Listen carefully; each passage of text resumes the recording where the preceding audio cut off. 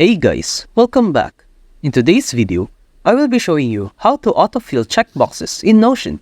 So let's get started. Step 1. Kanban or checklist views. Depending on your project, you might use a Kanban view or a simple checklist. We'll be focusing on a checklist for this example. Step 2. Create a new property.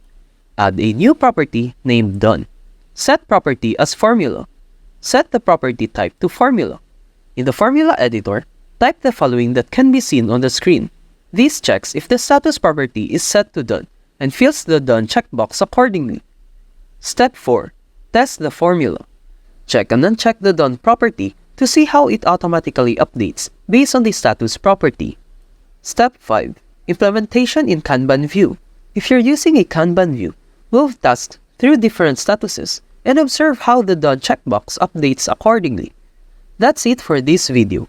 I hope this video helped you out. Thank you for watching. See you next time.